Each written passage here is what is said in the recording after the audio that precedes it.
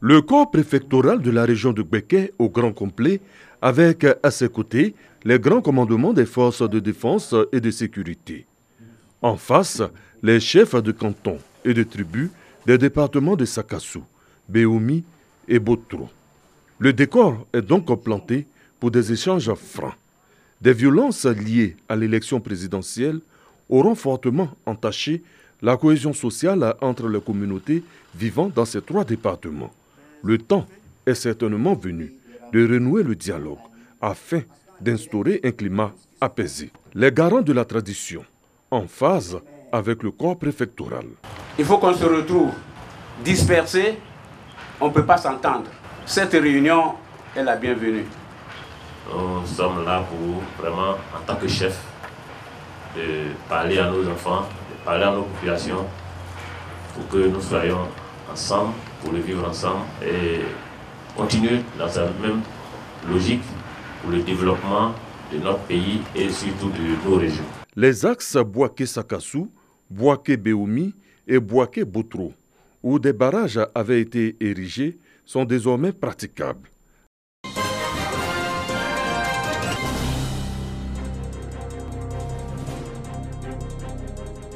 Domangbe, chef-lieu de sous-préfecture dans le département de Zoukougbe, région du Haut-Sassandra. La population célèbre la paix retrouvée et la cohésion sociale. Une journée dédiée à la réconciliation instituée dans la circonscription administrative après les violences enregistrées en 2011.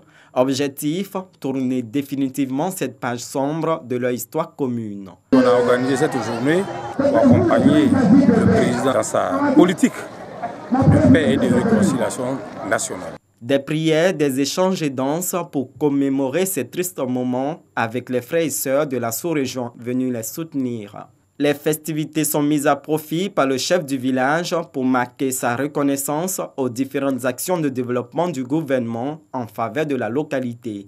Une rencontre sportive a mis un terme à cette cérémonie dans la fraternité.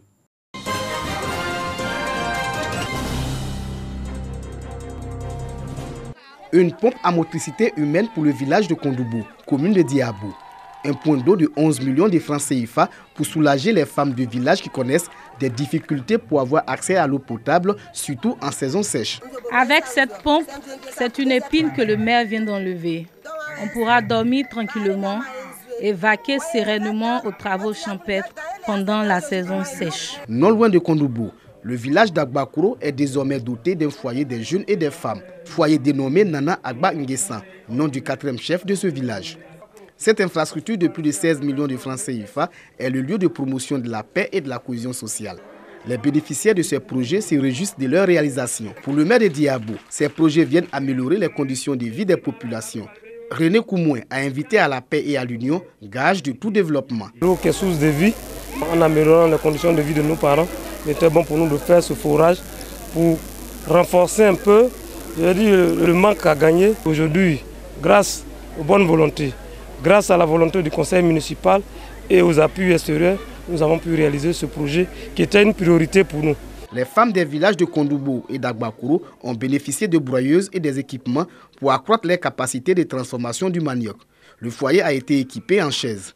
Plus de 27 millions de francs CFA investis dans ces deux villages.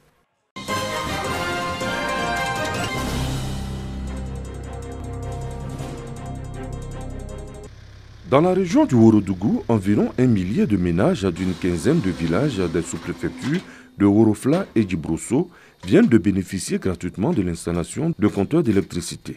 Une opération qui s'inscrit dans le cadre du programme Électricité pour tous lancé par le gouvernement en 2018. Objectif, faciliter l'accès des populations à l'électricité. Dans certaines de ces localités comme Aswasso et Yorofa, dans la sous-préfecture de Djibrosso, il s'est agi des tout premiers abonnements, c'est-à-dire des toutes premières consommations domestiques après l'éclairage public. Les populations voient ainsi leurs conditions de vie s'améliorer et entrevoient déjà les opportunités de création d'activités génératrices de revenus. Tout le monde n'avait pas les moyens de s'offrir un compteur parce que c'était cher. Mais aujourd'hui, grâce à la générosité du gouvernement, les compteurs sont venus gratuits. Donc chacun a la possibilité d'avoir de l'électricité chez lui. Au lieu de l'abonnement classique à 150 000 francs CFA, le programme Électricité pour tous exigeait initialement un paiement de 1 000 francs CFA avant de passer aujourd'hui à 0 francs CFA. Les 150 000 francs CFA sont payés sur une période de 10 années. Reconnaissant, les bénéficiaires expriment leur gratitude au président de la République. Depuis le temps de nos papas, on n'a jamais dormi dans la lumière. Grâce au gouvernement, vraiment, on nous a donné courant gratuit, compteur aussi gratuit. Vraiment, nous sommes très très contents. Quand mes enfants quittent à l'école, vraiment, la nuit, ils peuvent prendre leurs cahiers, livres pour venir liser dans la maison. Heureux de la réalisation de cette opération, Bakary Sanogo, conseiller spécial du Premier ministre et cadre de la région, a expliqué l'impact de ce projet d'électrification sur le quotidien des populations rurales. Cette opération vise à apporter l'électricité à la maison. Vous comprenez donc que cela contribue considérablement à changer la vie des populations, de nos parents qui sont ici à Choasso et dans d'autres localités comme Gbemanzo, Kato, Betogo. Il s'agissait de renforcer l'existant. Et on peut donc dire que le programme Électricité pour tous est une réalité ici dans le Ourodougou. Dans certaines localités qui connaissent un développement plus important, il s'est agi du renforcement de l'existant pour satisfaire une demande de plus en plus croissante. L'opération a permis à environ 15 000 personnes de profiter des avantages liés à la disponibilité de l'électricité à domicile. À travers le pays, grâce au programme Électricité pour tous, ce sont plus de 237 563 ménages qui ont eu accès à l'électricité à la maison de 2019 à mai 2020. Et depuis sa mise en place en 2018, plus de 5 millions d'habitants en ont bénéficié.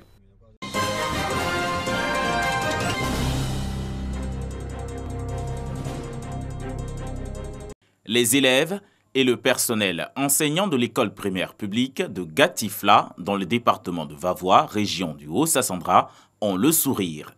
En cette période de rentrée scolaire, ils viennent de recevoir un bâtiment de 3 classes avec des tables bancs, un bureau, des ordinateurs et des kits scolaires. Un don de Bois Bailly Apollinaire, fils du village, qui apporte ainsi un appui aux parents et œuvre également à offrir d'excellentes conditions d'études aux enfants du village. Le projet s'inscrit dans la dynamique de l'appel au développement. Mais quand on lance un appel, il faut le matérialiser à travers des actes forts. C'est dans cela que nous avons apporté à l'école de Gatifla d'importants dons. Une action de solidarité bien accueillie par le chef du village, les autorités éducatives et administratives. C'est les fils comme ça on veut. Quand tu fais un enfant, et puis il va ailleurs, il prend quelque chose pour t'envoyer, tu dis gloire à Dieu. Le donateur, Bois Bailly Apollinaire, s'est réjoui de la cohésion sociale qui règne dans la localité et a félicité les jeunes et les femmes pour leur vision de paix et de développement dans le département.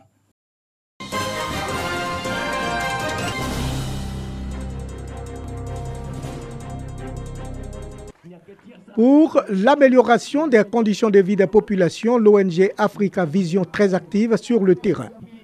On note une série de remises d'engins à 2 et 3 roues.